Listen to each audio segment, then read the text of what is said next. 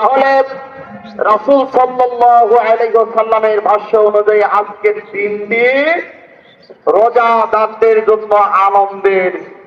যারা একটি মাস রোজা ছিল না, সিয়াম ছিল না, ওরা যতই লাফালাফি করুক রোজাদারদের মতো ওদের অন্তরে এতটুকু আনন্দ আসবে না। বলেন ঠিক কিনা? সম্মানিত উপস্থিতি, আজকের এই দিনে রাসূল কারীম সাল্লাল্লাহু আলাইহি ওয়াসাল্লাম বলেছেন, মান সামা রমাদানান ঈমানান ওয়া ইহতিসাবান, যে ব্যক্তি ঈমানের সাথে ইহতিসাব আত্মসমালোচনার মাধ্যমে, ঈমানের সাথে আত্মসমালোচনার মাধ্যমে, আত্মসমালোচনাটা কি? আমার দ্বারা যে অপরাধগুলো হয়েছে, এই অপরাধে অনুশোচিত হয়ে, যে গুনাহ হয়েছে এই গুনার জন্য অনুশোচিত হয়ে আর আমি অপরাধ করব না, গুনাহ করব না, এই তওবা করে আত্মসমালোচনা করে যে ব্যক্তি একটি মাস সিয়াম রেখেছে, আল্লাহ নবী বলেছেন গুফিরা লাহু তাকাদ্দামা মিন জামবিহি, আল্লাহ রাব্বুল আলামিন তার জিন্দেগীর সমস্ত গুনাহগুলিকে মাফ করে দিবে। বলি সুবহানাল্লাহ। আরেকটি হাদিসে আছে রাসূল কারীম সাল্লাল্লাহু আলাইহি ওয়াসাল্লাম বলেছেন, রোজাদারেরা এক মাস রোজা রেখে, এক মাস সিয়াম রেখে ঈদুল ফিতরের মাঠে যখন যায়, আল্লাহ রাব্বুল আলামিন এই সিয়াম পালনকারী বান্দাদেরকে একেবারে মায়ের পেট থেকে ভূমিষ্ঠ হলে যেরকম নিষ্পাপ, ঠিক এরকম নিষ্পাপ করে ঈদুল ফিতরের মাঠ থেকে আল্লাহ রাব্বুল আলামিন তাকে বাড়িতে নিয়ে যায়। বলি সুবহানাল্লাহ। এই মাইক একটু নিয়ন্ত্রণ করুন। এই সুসংবাদ আবার সময় দিও না। এই সুসংবাদ পাওয়ার পরে তারা আজকে ঈদুল ফিতরের দিন আইতে বসছে। বসো বসো সবাই। গালা ঘুরবে না, গালা খেলে একটু গালা খেলে ঘুরে গেছে, সমস্যা আছে, মাথার সমস্যা। এরপর থেকে আগামী মাস থেকে আল্লাহ যদি বেঁচে রাখে আমাদেরকে, আগামী মাস থেকে কেউ যদি ভিতর থেকে উঠতে চায় বা বাইরে থেকে কেউ উঠতে চায়, ওকে ঘাট ধরে আপনারা বসিয়ে দিবেন। কারণ শরীয়তের বিধানকে লঙ্ঘন করবে আজকে পবিত্র দিনে, ওর এখানে মাঠে কোনো স্থান নাই। বলে ঠিক কিনা? আমি 15টি বছর এরকম করা ভাষায় কথা বলি নাই, কিন্তু আজকের পরিবেশ এত ভালো হওয়ার পরও কেন এরকম করবে যুবকরা? বয়স্ক যারা তারা বসে আছে, যুবকেরা এতই তাদের সমস্যা। প্রিয় ভাইয়েরা, প্রিয় ভাইয়েরা, আল্লাহ রাব্বুল আলামিন এই যে আজকের সুন্দর একটি দিন আমাদের জন্য উপহার দিয়েছে, এত সুন্দর একটি দিন আমাদেরকে উপহার দিয়েছে, আজকের দিন ঠান্ডা হওয়ার পাশাপাশি যদি আল্লাহ রাব্বুল আলামিন আমাদের জিন্দেগীর গুনাহগুলি মাফ করে দেয়, আল্লাহ যদি আমাদের, আল্লাহ নবী বলেছেন, রাসূল কারীম সাল্লাল্লাহু আলাইহি ওয়াসাল্লামের কাছে জিবরাইল আমিন এসে বললেন, ইয়া রাসূলুল্লাহ, আমি দোয়া করব, আপনি আমিন বলবেন। রাসূল কারীম সাল্লাল্লাহু আলাইহি ওয়াসাল্লাম মসজিদের মেম্বারে বসা ছিলেন। জিবরাইল দোয়া করলেন তিনটি, তার ভিতর থেকে একটি দোয়া ছিল, যে ব্যক্তি রমজানুল মুবারক পেল, গুনাহ মাফ পেল না, তার উপরে আল্লাহ রাব্বুল আলামিনের লানত বর্ষিত হোক, সে ধ্বংস হয়ে যায়। আর আল্লাহর নবী বলেন আল্লাহুম্মা আমিন। জিবরাইল দোয়া করলেন, নবী মুহাম্মদ রাসূলুল্লাহ সাল্লাল্লাহু আলাইহি ওয়াসাল্লাম যদি আমিন বলে, আর আমরা যদি একটি মাস সিয়াম রেখে আজকে চোখের পানি ফেলে দিয়ে যদি আমরা গুনাহ মাফ না পাই, বলেন তো তার চাইতে হতভাগা আল্লাহর আকাশের নিচে জমিনের উপরে আর দ্বিতীয়টি হতে পারে? পারে না।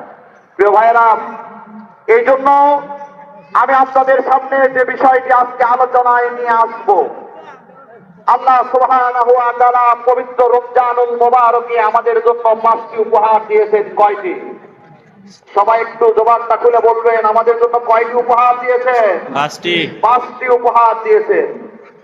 এই 5টি উপহারের উপরে সংক্ষিপ্ত আকারে আপনাদের সামনে আজকে আমি কথা বলবো ইনশাআল্লাহ, বিইজনিল্লাহ, বিমাশিয়াতিল্লাহ, বিফাদলিল্লাহ।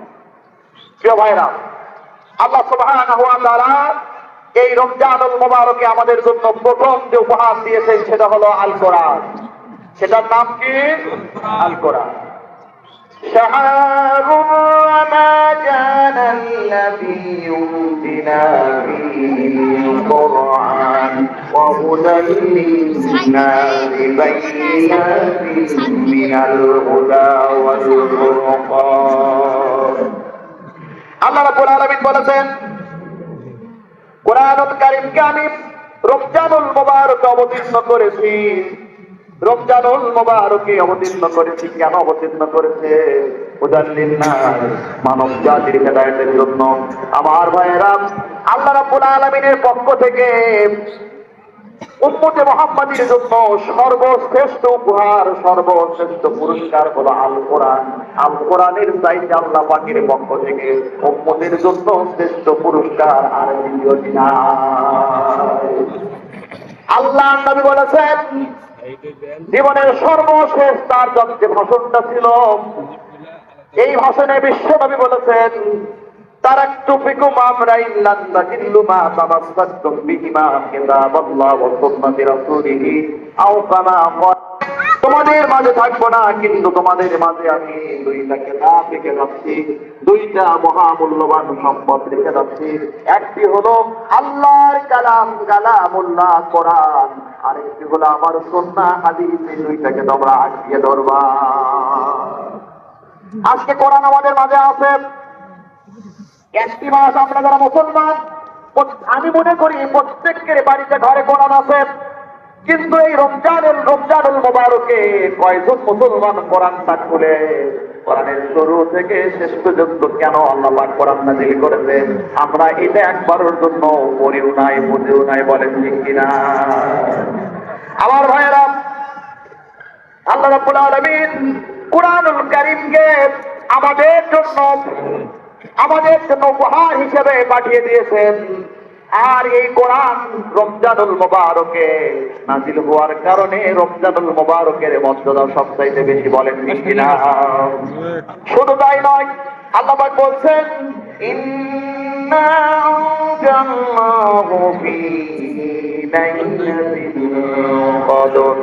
এই কোরআনকে আমি কদরের রাত্রিতে নাযিল করেছি। নাযিল করার কারণে এই কদরের রাত্রির মর্যাদা এত বেশি হয়ে গেছে।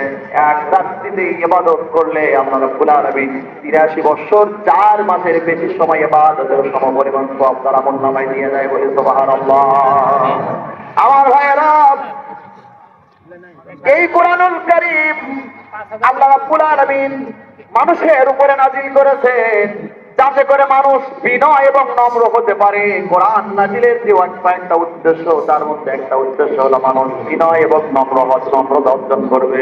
আল্লাহ রাব্বুল আলামিন কোরআনুল কারীমের মধ্যে বলছেন লাউ আনজালনা হাযাল কুরআনা আলা জাবালিন রাইবাহু খাশিয়াম মুতাসাদ্দিয়াম মিন খাশিয়াতিল্লাহ ওয়া তিলকাল আমসালু নাদরিবুহা লিন-নাসি লা'আল্লাহুম ইয়াতাফাক্কারুন।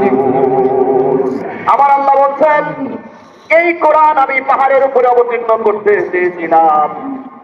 আমি যদি কোরআন পাহাড়ের উপরে অবতীর্ণ করতাম, পাহাড় ভয়ে নুয়ে পড়তো, ফেটে চৌটি হতো, কিন্তু পাহাড়ের উপরে অবতীর্ণ করি নাই, মানুষের উপরে অবতীর্ণ করে এখান থেকে মানুষ যেন শিক্ষা নিতে পারে, আর এখান থেকে শিক্ষা নিয়ে মানুষ যেন বিনয় এবং নম্রতা প্রদর্শন করতে পারে, বলে সুবহানাল্লাহ।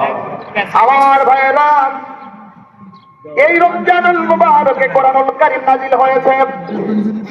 আল্লাহর নবীর উপরে যখন কোরআন নাযিল হলো, তারপরে প্রথম যে রমজান আসলো, ওই রমজান পর্যন্ত কোরআনের যে কয়েকটা সূরা, যে কিছু আয়াত অবতীর্ণ হয়েছিল, জিবরাইল আলাইহিস সালাম এসে আল্লাহর নবীকে বললেন, ইয়া রাসূলুল্লাহ, ইয়া হাবিব হয়েছে, আমি আপনাকে তেলাওয়াত করে করে আমি শোনাই। জিবরাইল আল্লাহকে তেলাওয়াত করে শোনাতেন। আল্লাহ নবী জিবরাইলকে তেলাওয়াত করে শোনাতেন। প্রত্যেক রমজান পর্যন্ত যতটুকু আয়াত সূরা নাযিল হয়েছে, আল্লাহ রাব্বুল আলামিনের দলিল কদর ফেরেশতা জিবরাইল আলাইহিস সালাম বিশ্ব নবীকে তেলাওয়াত করে শোনাতেন। আল্লাহর নবী আবার জিবরাইল আলাইহিস সালামকে তেলাওয়াত করে শোনাতেন। এই বছরে আল্লাহর নবী ইন্তেকাল করবে, ওই বছরের সর্বশেষ রোজা, সর্বশেষ সিয়াম, এই সিয়ামে জিবরাইল আলাইহিস সালাম কোরআনুল কারীম একবার তেলাওয়াত করলেন। করার পর আল্লাহর নবীকে বললেন, ইয়া রাসূলুল্লাহ, আপনি আমাকে তেলাওয়াত করে শোনান। জিবরাইল তেলাওয়াত করলেন, আল্লাহ নবী আবার তেলাওয়াত করে শোনালেন। জিবরাইল আবার তেলাওয়াত করলেন, বিশ্ব নবী আবার তেলাওয়াত করে শোনালেন। জিবরাইল দুইবার তেলাওয়াত করলেন, আল্লাহ নবী দুইবার তেলাওয়াত করলেন। এটা দ্বারা বোঝা যাচ্ছে কোরআনুল কারীম আমাদেরকে ঘরের মধ্যে মুছে মুছে আমরা রাখবো, আমাদের তেলাওয়াতের প্রয়োজন নাই। কি আমাদের তেলাওয়াতের প্রয়োজন আছে? না শুধু মুছে মুছে রাখবো, কোরআন তেলাওয়াত করবো, বুঝবো কোরআন আমরা মানব, কোরআন কেন নাজিল হয়েছে, এখান থেকে আমরা শিক্ষা গ্রহণ করে বাস্তব জীবনে আমল করবো। কি পারা যাবে তো? ইনশাআল্লাহ পারা যাবে তো আমার ভাইয়েরা। এই যে আমরা মানুষ, একটু আস্তে কথা বলুন, এই যে আমরা মানুষ, আমাদের এই দেহটা তৈরি করেছেন আল্লাহ রাব্বুল আলামিন কি দিয়ে বলেন তো? মাটি দিয়ে, আমরা সবাই জানি। এই দেহটা যদি আমরা অসুস্থ হয়ে যাই, তাহলে এই দেহটাকে সুস্থ করার জন্য মাটি থেকে উৎপাদিত খাবার খেয়ে কিন্তু আমরা সুস্থ হই, বলেন ঠিক কিনা? কথা বলেন ঠিক কিনা? কিন্তু এই দেহের ভিতরে এমনই একটি আল্লাহ সুবহানাহু ওয়া তাআলার হুকুম আছে, যার নাম হলো রূহ বা আত্মা। বলেন তো, দেহের দাম বেশি না আত্মার দাম বেশি? কথা বলেন, দেহের দাম বেশি না আত্মার দাম বেশি? আমার ভাইয়েরা, এই যে কালকে আজকের এই মাঠে ডেকোরেশন এবং মাইকের দায়িত্ব ছিল আমাদের মাসুদ ভাইয়ের, ঠিক কিনা? মাসুদ ভাইয়ের জানাজায় গেলাম, খাটের উপরে শুয়ে আছে, দেখলাম তার হাত আছে, পা আছে, বডি আছে, মাথা আছে, সব আছে, কিন্তু তার বাড়ির লোকজন কান্নাকাটি করতেছে। সন্তানেরা বলতেছে আমার আব্বা নাই, আমার আব্বা নাই। ওই সন্তানকে যদি জিজ্ঞাসা করেন তোমার আব্বা ওইটা খাটে শুয়ে আছেন, সন্তান বলবে ওটা আমার আব্বা না, ওটা হলো আমার আব্বার লাশ। বলেন কিনা? ঠিক। শরীরের প্রত্যেকটা জিনিস আছে কিন্তু নাই কি? আত্মা, রূহ বা আত্মা নাই। আল্লাহ নবী বলেছেন, মানুষ যখন কোন অন্যায় করেন, কোন গুনার কাজ করে, আল্লাহ রাব্বুল আলামিন এই আত্মাতে একটা কালিমা থাকলে বন্ধ হয়ে যায়। আরেকটি যখন গুনার কাজ করে, তখন আত্মাতে আরেকটা কালিমা থাকলে বন্ধ হয়। আরেকটা যখন গুনাহ করে আরেকটা স্পট পড়ে যায়, এই স্পট, এই কালিমা, এই দাগ আপনি তুলবেন কি করে? এভাবে আস্তে আস্তে মানুষের আত্মাটা অসুস্থ হয়ে যায়। তার গুনার কারণে আত্মা অসুস্থ হয়ে যায়, সে কখনো আল্লাহর গোলামি করতে পারে না, আল্লাহর গোলাম হতে পারে না। কিন্তু আপনার এই আত্মাটা সুস্থ করবেন কিভাবে? দুনিয়ার কোন চিকিৎসা দিয়ে আত্মার মানে চিকিৎসা করা যাবে? এই আত্মার চিকিৎসা করতে গেলে পৃথিবীতে কোনো মেডিসিন আছে? এই আত্মাটা যেহেতু আকাশ থেকে, আল্লাহর কাছ থেকে এসেছে, এই আত্মার চিকিৎসার জন্য মেডিসিন আল্লাহ রাব্বুল আলামিন তার কাছ থেকে লাউহে মাহফুজ থেকে পাঠিয়ে দিয়েছেন। وَإِذَا تُلِيَتْ عَلَيْهِمْ آيَاتُهُ زَادَتْهُمْ إِيمَانًا وَعَلَى رَبِّهِمْ يَتَوَكَّلُونَ। আল্লাহ রাব্বুল আলামিন কোরআনুল কারীমের অন্যত্র বলেছেন, وَنُنَزِّلُ مِنَ الْقُرْآنِ مَا هُوَ شِفَاءٌ وَرَحْمَةٌ لِلْمُؤْمِنِينَ وَلَا يَزِيدُ الظَّالِمِينَ إِلَّا خَسَارًا।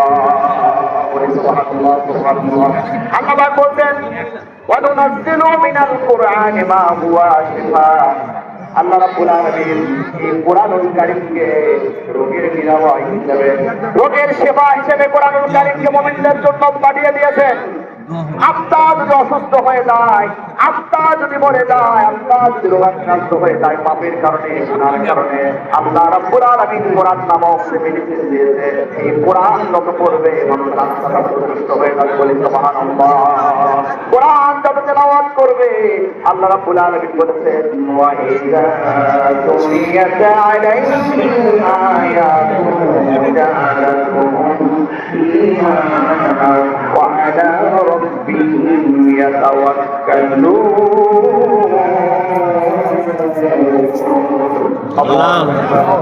আল্লাহ বলছেন, এই কোরআন যারা পড়বে, কোরআন যারা তেলাওয়াত করবে, কোরআন যারা শুনবে, এই কোরআন তাদের ঈমান, তাদের ঈমান বৃদ্ধির জন্য কোরআনটাই যথেষ্ট হয়ে যাবে। বলি সুবহানাল্লাহ। আমার ভাইরা, অথচ কোরআন আমাদের কাছে আছে, কোরআন আমাদের কাছে আছে, কিন্তু যেখানে মুসলমান সেখানে তারা ভাগ্যহত, ভাগ্যবিপর্যস্ত।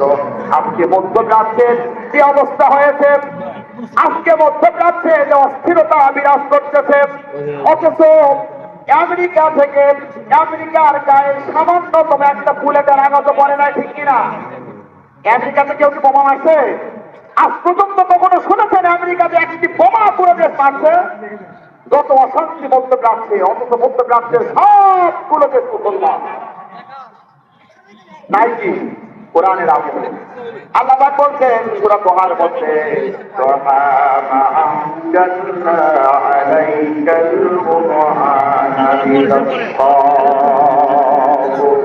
কোরআন এমন একটি কিতাব, এই কিতাব আমি যাদের উপর অবতীর্ণ করেছি তারা ভাগ্যহত হবে, ভাগ্যবিপর্যস্ত হবে, অপমানিত হবে, লাঞ্ছিত হবে।